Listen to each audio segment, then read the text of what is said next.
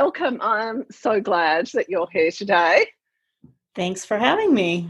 Yeah, it's a pleasure. I actually got so much information from you when we were having our chat before we recorded this podcast, because I like to get together with people because I like finding out about people, and it's a really good excuse to find out about people.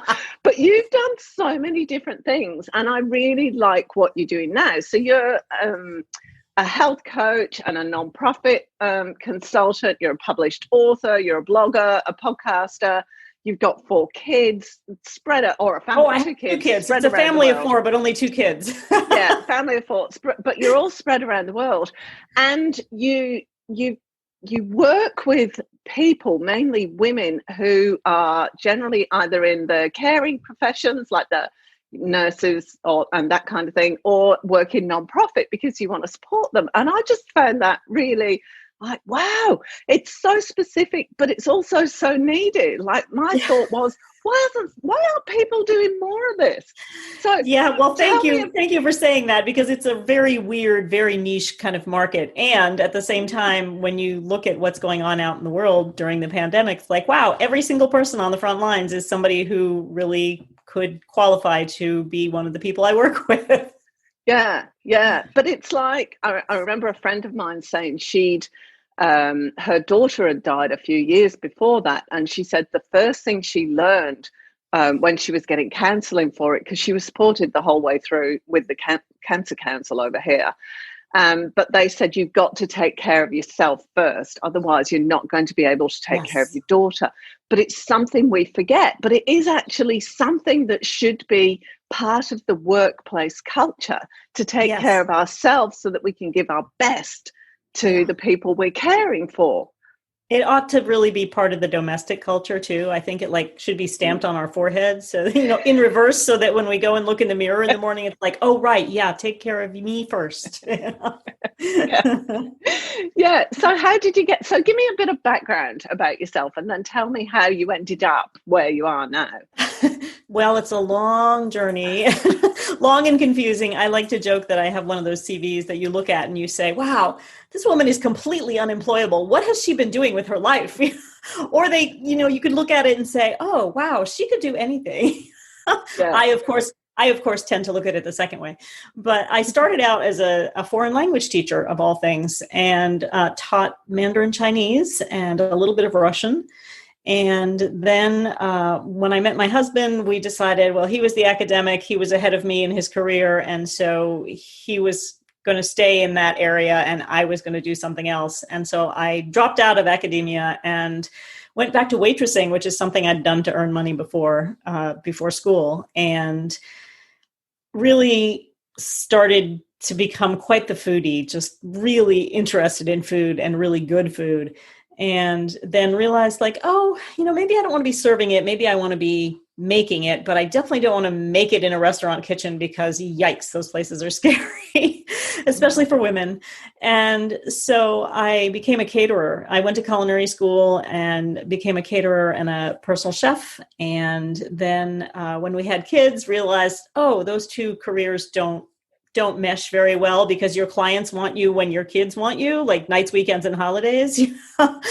So dropped out of catering, started doing office work, mostly in educational and settings, and also in a church in Chicago where we were at the time. And then when we finally made our most recent move to Michigan, I started working for a nonprofit and have just sort of fell in love with that area of work. And it was in a wonderful nonprofit that was at the intersection of food systems, sustainable agriculture, and social justice, so healthy food access.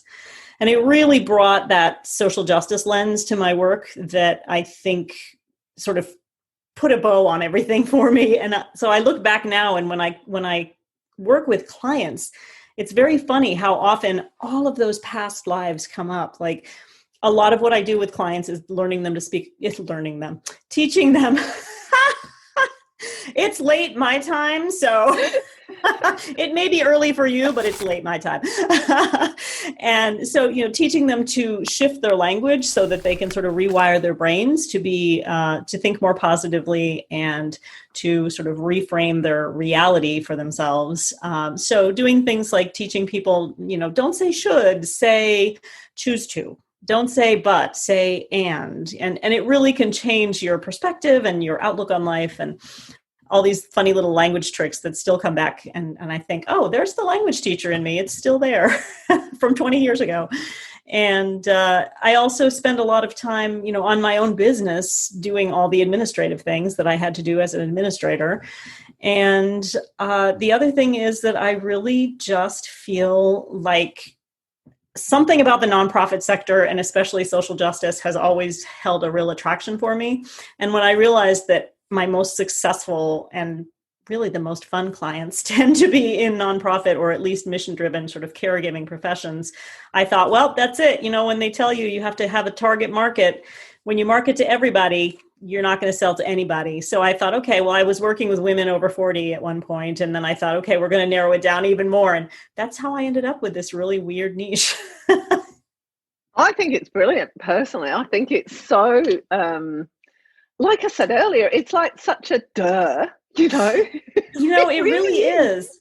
Well, the funny part is that when I was getting certified as a health coach, I kept bringing this question up and saying, yes, but how do we make health coaching affordable and accessible to everybody? Because the people who need it the most, educators, social workers, healthcare workers, hospice care workers, non-profiteers, volunteers, these are not the people who have lots of cash floating around that they can be like, oh yeah, I'm just going to hire a health coach and get healthy.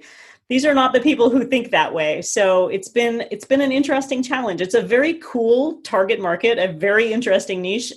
And there's a piece of it that's very difficult, which is how do you subsidize this work? How do you fund the work so that they can actually afford it? So that's what I'm working on now. I have a program that I was lucky enough to get a small business restart grant from our state government. And I used it to incentivize women to be in the program. So, they're not paying full price, but at least they got some money toward it. So it becomes a little more accessible. Wow. So when you say social justice, expand on that side of things for me. Well, I think that the pandemic has just made it really, really obvious where our weaknesses are. I mean, we kind of knew all along that the education sector wasn't working very well, and healthcare in America is kind of a mess, and labor has its issues. And I just feel like the pandemic made that so glaringly obvious. Like, you cannot ignore the fact that our education system is a mess, and trying to switch it over to virtual is like getting even messier. So the idea behind the social justice really is that there are so many people who cannot afford things like health coaching. It's just viewed as a really high-end offering when it really should be kind of a no-brainer. And because the work that I do is very much health care, it's like getting you to be healthy and staying that way, as opposed to disease care, which is very much the Western medical model in America, which is you get sick, you go to the doctor. But that same doctor does not have a lot to say about things you can do on a daily basis to stay healthy. Yeah, no, it's interesting, isn't it? Because it's that side of medicine has always made me go, since I became aware of that discrepancy, it's like, oh, okay, the doctors really, traditional Western medicine is really about fixing individual problems. It's Disease not care. about holistic. Okay, let's prevent. How about we prevent this from happening in the first place? Yeah, and one thing that has become very clear to me is that there's a really, between the really traditional Western model and health coaching, there's this big divide. And I think a lot of, and it goes both ways. It's a two-way street. Like, a lot of health coaches sort of go off the deep end with the alternative practices and modalities. And they preach this idea that Western medicine has no place in somebody's health.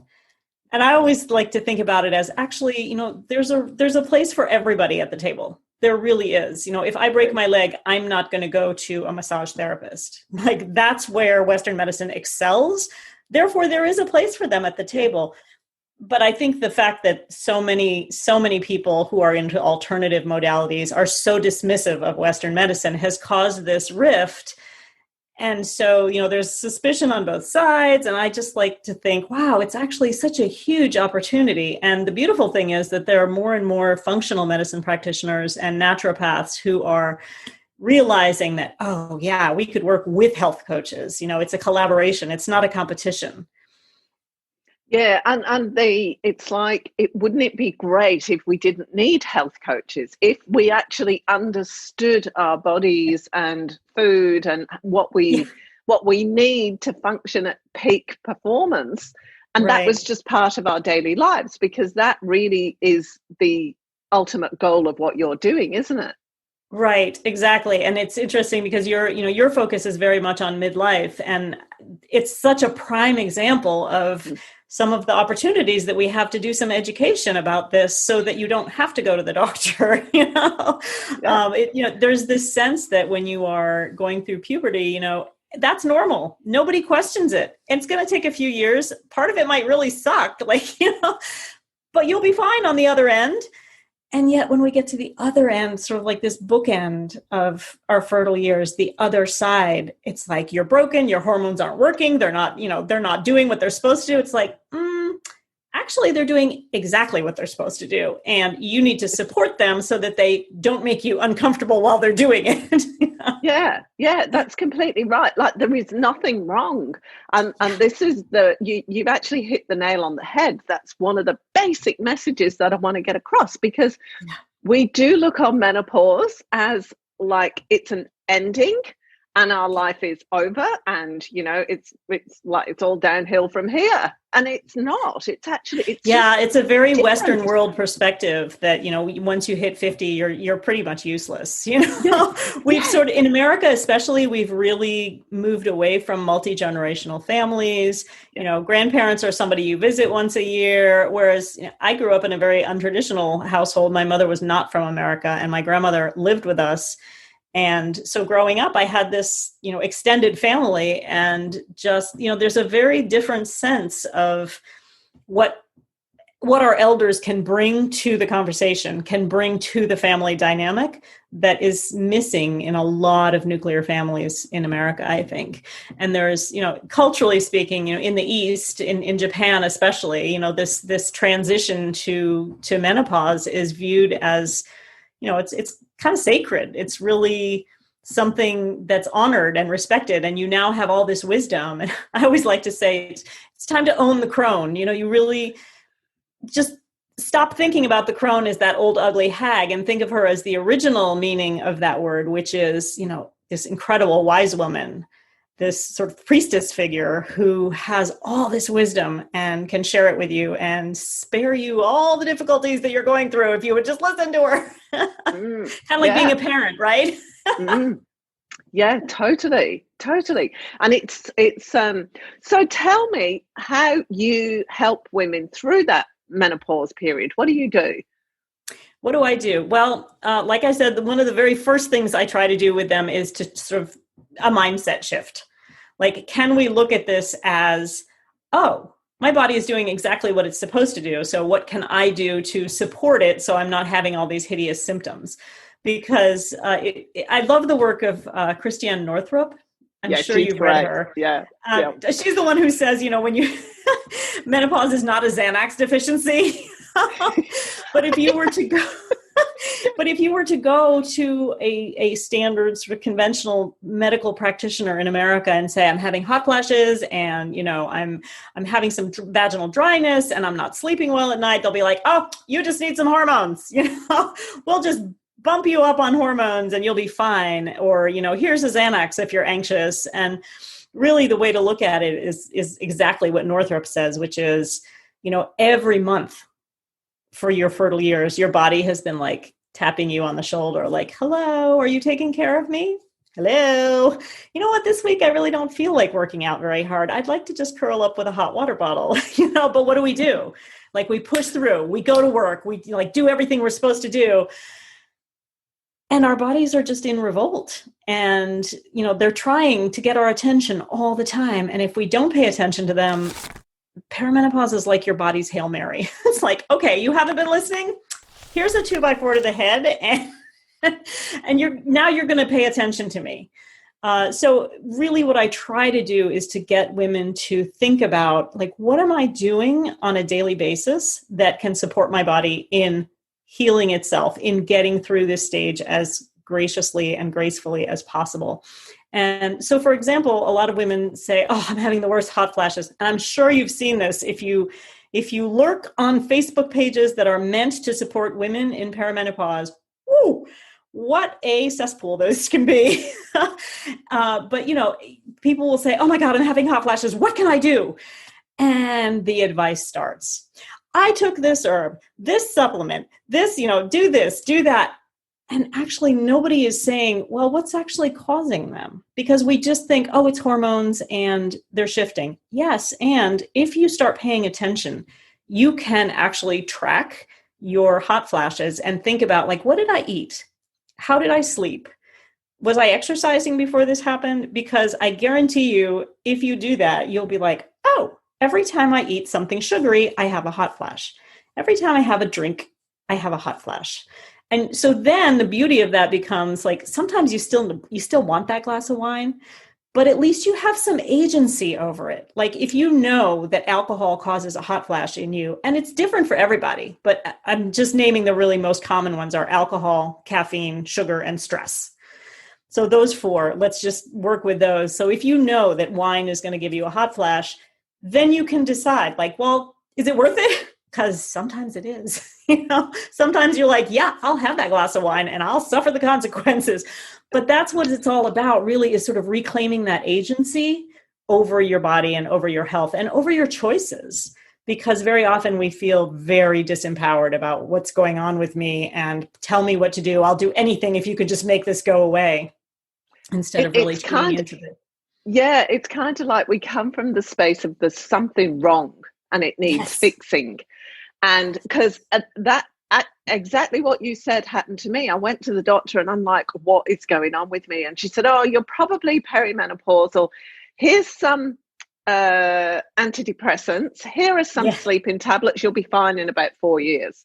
I'm like, well, that's helpful. Yeah. Because thank you, I think.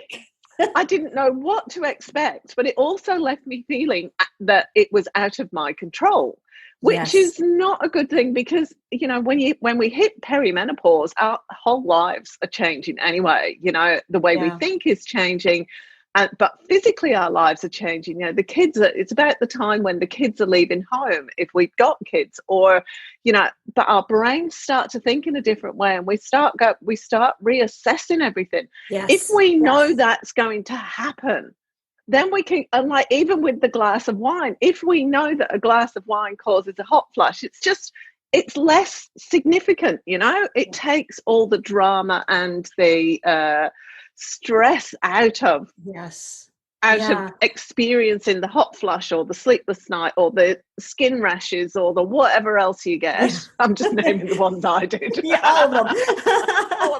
all of them. Well, the insomnia is another really big issue at this age. And what I often ask women who are suffering from insomnia is, how many times during the day preceding that did you say to yourself, I didn't have enough time. I wish I had time to. I need 2 more hours in the day. If I only had more time. And I like to say, you know what?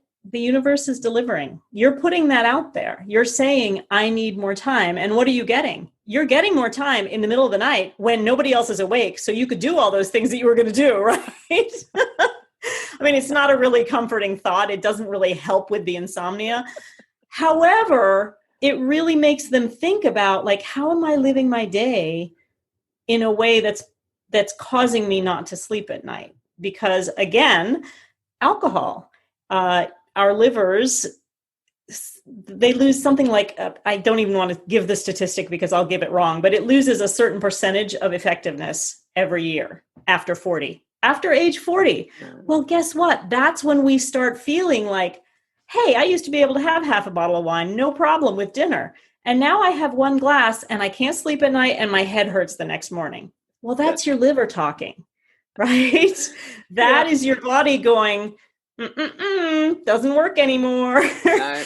And I think part of it is that we have this image that we are going to be thrown on the trash pile once we're over 50 and have gray hair and look old. So we try to stay young as long as possible. And it really becomes this situation where you know very well that you're not supposed to compare yourself to other people. But when you tell me, I used to be able to run 5 miles without even breathing hard. I used to be able to lift this much weight. I used to be able to, work this many hours. That's exactly what you're doing, is you're comparing yourself to you 20 years ago, you 30 years ago. You're a different person now. It's time to sort of reframe and rethink, what does it mean to be active? It may not mean running marathons anymore. It may mean taking a walk around the block 3 times a day, and that's okay. Yeah, that acceptance, and it's something that comes from, I've had a couple of coaches, life business coaches, who've been 20 years younger than me with no children, or some of them have had children, and they're like, oh no, you can keep going. I'm like, you don't get it. You really don't understand. Yeah. And I tried, and then I went, what am I doing? Like, that's not how I want to live my life anymore. I don't want to be working for 18 hours a day. I don't want to push and, produce this and do that and run here and run. I don't want to I'm over it. I did it for 20 odd years with the kids and I don't want to do it anymore. I'm just like, no, going to go at my pace. Yes. Yeah. And that's what I really try to get women to focus on is, number one, is it right for me? And number two, is it right for me right now? Because it's going to change, whether we're talking about exercise or we're talking about food choices or we're talking about a spiritual practice. Like, all of that is going to change over time, and that's okay. And I think one of the words that you picked up on right away was like this idea that we have to fix something. Something's wrong. And I bring this from the world of nonprofit. Like I said, I keep bringing my old lives into my current coaching practice, but I had a wonderful boss who taught me how to write a really kick-ass grant proposal. And he said, don't ever talk about the problem. It's never a problem. It's an opportunity. Because the minute you say it's a problem, there has to be a solution. But if you look at it as an opportunity, you have all these different paths that you can explore. Like, there could be 10 different ways to make this work. And I just thought, oh, that's kind of brilliant. That is great. And especially if you look on menopause in that way, like for me, I couldn't wait for my periods to stop. I'm just like, same here. I was just like, oh, yes, please. I'm done. Shut the factory down. Yeah, please. Right now would be great. Don't want to go to the supermarket and buy stuff anymore. I'm over it. I know. So wonderful. Yeah. And it's funny because so many women are like, dreading it. And I'm just like, are you kidding? It's great on this side of 50. I couldn't wait. I was just like, and, people talk about all the downsides of menopause. That's the other thing, there's that focus on, you put on weight more easily, your bone loss, the impact that it has on the way you think and everything. I'm thinking, well, I'm not as foggy as I used to be. I'm much more direct, and I don't suffer fools gladly, and I never have, and it's even worse now. Yeah, maybe it's better now. Maybe it's better, not worse. You're quite right. Yeah, and that's funny because that's another thing that I really have been thinking about a lot, which is, these Facebook groups that purport to support us through this stage of life where it's nothing but just like toxic negativity all day long. I actually did a little experiment. I was a terrible person. I was in other people's groups and I'm like, I'm going to ask a devil's advocate kind of question and be like, hey, what do you love about this stage of life? Yeah. Can I tell you, within 3 responses, it turned negative. Like maybe 1 or 2 people would be like, hey, it's not so bad. Oh, it's not great, but it's okay. And by the 3rd one, they're like, there's nothing good about this stage of life. This sucks. I never want to. It's like, really? But I think even the way we phrase things can really change because, for example, one of the answers that I get when I ask that question is, what's the best thing about this stage of life? A lot of women say, I just don't give a shit what people think anymore. And it's like, I'm not sure that's really what you mean. Like, I think you just choose not to take their advice, or you choose not, it's not like you don't care.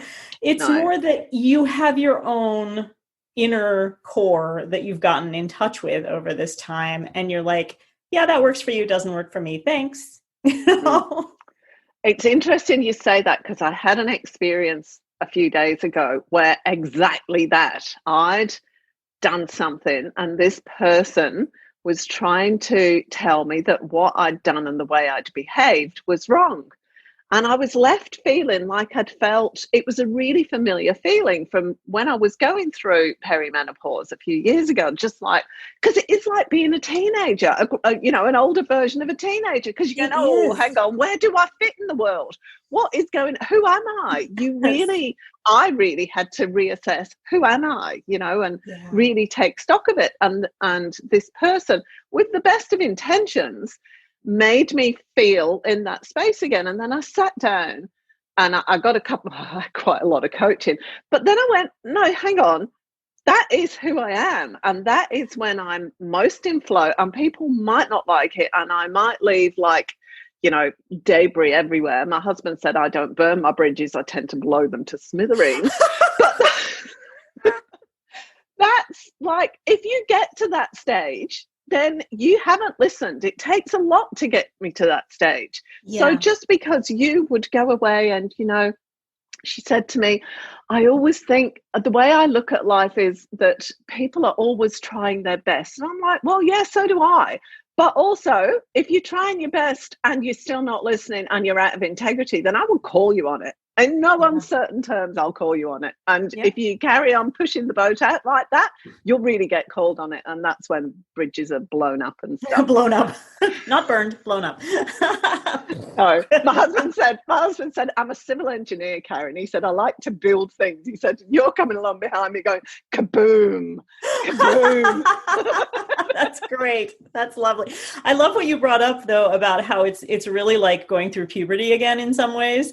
And I was talking to a friend of mine about that the other day, and we were saying, so many people make it, here's puberty and here's perimenopause, and they're the bookends, right? And she said, yeah, and I've been spending a lot of time with toddlers. She goes, I think toddlers and postmenopause are really similar.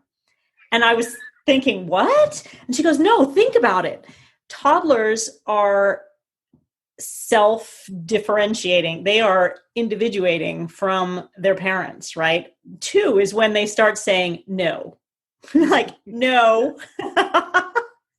And I just thought that is brilliant. So you get to the other side and that is what you're doing. It's like someone else said it just beautifully. Like, perimenopause is the stage where you give birth to yourself. Oh, this is Tanya El-Farsi from Israel. And she was saying, perimenopause is when you're giving birth to yourself. And it really is that opportunity to figure out, again, it's not a problem, right? It's an opportunity to figure out what you're doing and who you are and what you want going forward. And she said, it's a really interesting way of looking at, like, we're moving from we to me. Like, you start out as like we, the family, and then eventually you become an adult and you separate from the family, and then you go and you start your own, and you're always kind of in this we mode. And then you get to perimenopause, all of a sudden it's like, oh, wow, is it really my turn now? Yeah. And that in itself is really confronting, because we've spent our entire lives creating a we, and then we go, oh, who am I? You mean I can actually create my own future with no real thoughts of anybody else? Like, I've still got responsibilities and things, I've got relationships that I want to take care of, but I can actually create them in a way that I want them to be. And that's Yes. quite shocking. And just the responsibility of having that choice is like, whoa, hang on, do I want to Yeah. do that? Yeah. No, it really is. And it's so interesting because my husband and I sort of both reached that stage this year and are really thinking about like, what is it going to look like going forward? He now lives and works in Hong Kong and I'm in America. And it's like some people look at it and they're just like, what? What are you doing? My sister-in-law calls it my international commuter marriage. But it's very interesting how just that arrangement has actually given me this sort of emotional, energetic space that I didn't realize I was missing. In a lot of ways, it's frustrating. You're constantly thinking about other people. And then all of a sudden, when even just one person moves out of the house, it's like, oh, that's one less person that I have to think about and schedule. And, like I still do a lot of the logistics. Like when he came to visit in October, it was like, okay, got to deal with, getting COVID testing and getting the plane tickets changed and whatever.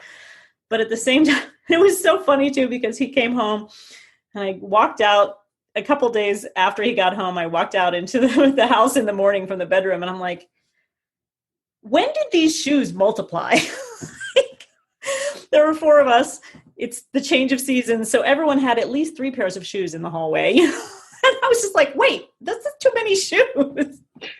But just, physical space is one thing, but also that energetic, emotional space that opens up at this age is just incredible. And it's like, wow, I could really do my own thing finally. It really is my turn.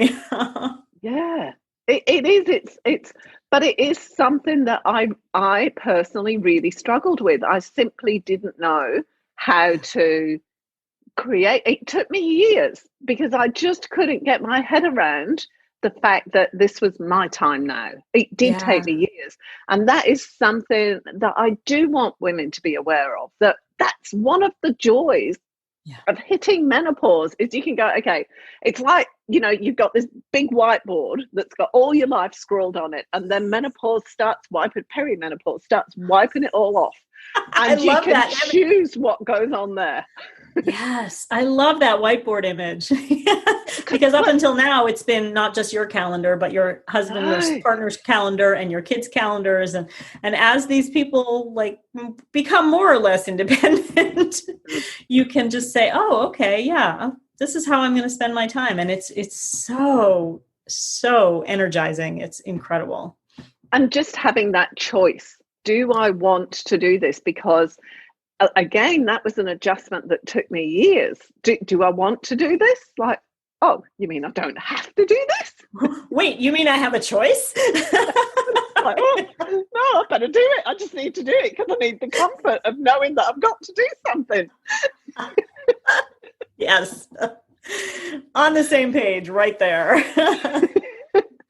And it's, I suppose, getting back to what you do with regards to health. Like I was talking to a friend of mine, and she runs a program called Eat Like a French Woman. She's in France, and she talks about how important it is in France. One of the ways they help keep their weight down and help keep themselves healthy is they sit down for every meal and they set the table beautifully, and it's done as a little ceremony. And Asians tend to do the same thing. And I'm like, what? You don't stand at the kitchen bench and eat the kids' leftovers? What? My favorite expression for that is eating al desco. That's what we do in America.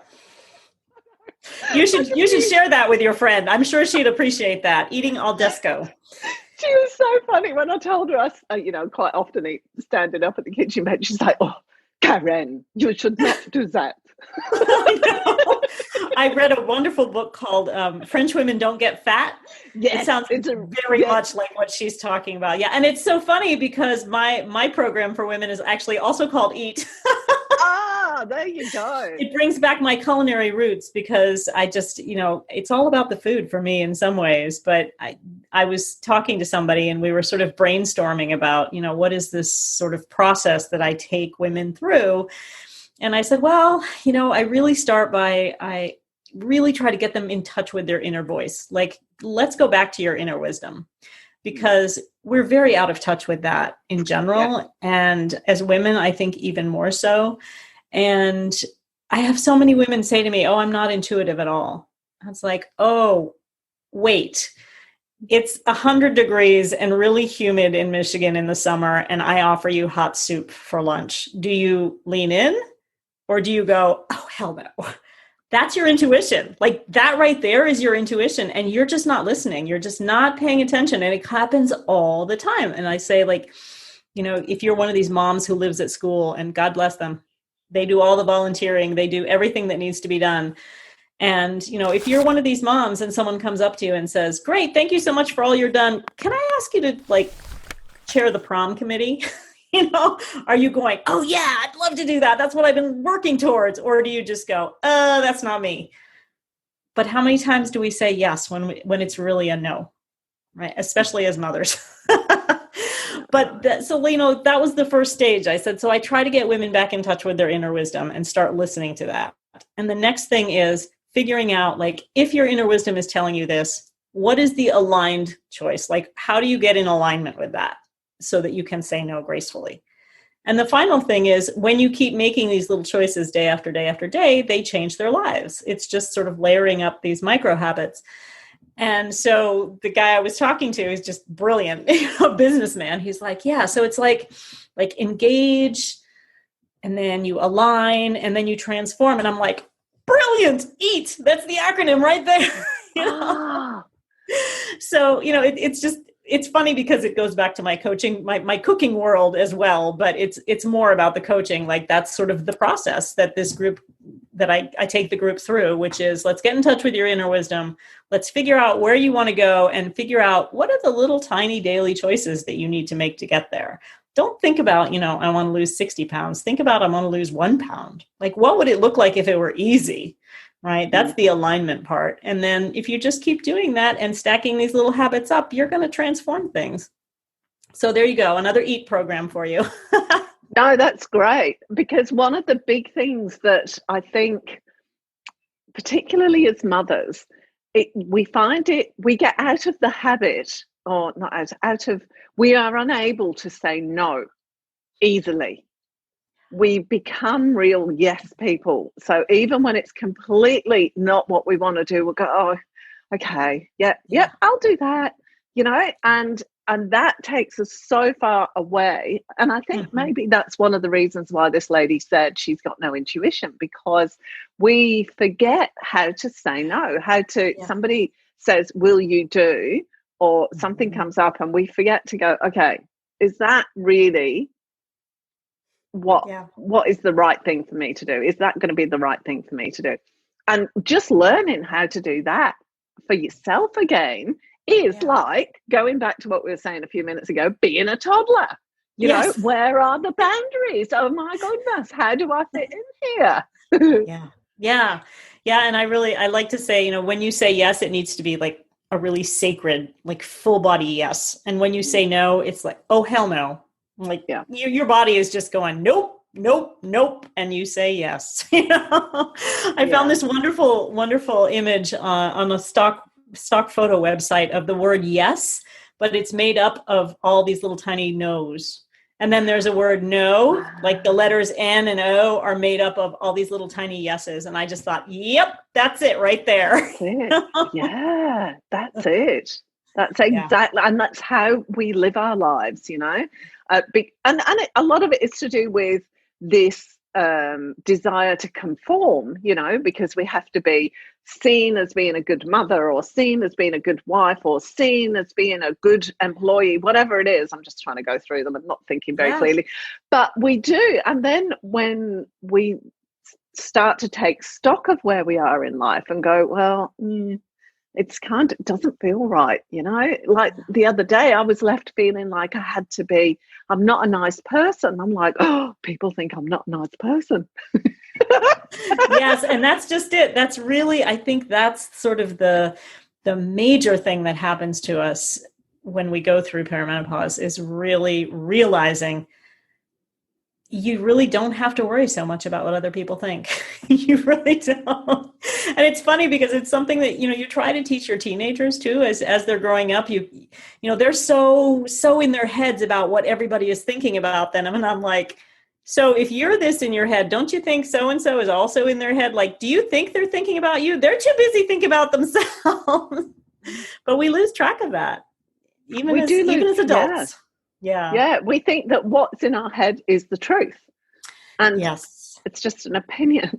Yes. What are you layering on top of what the truth is? The best exercise I've ever heard about for that is, if you were to take a video camera and put it on mute and tape an interaction with somebody, what's really happening?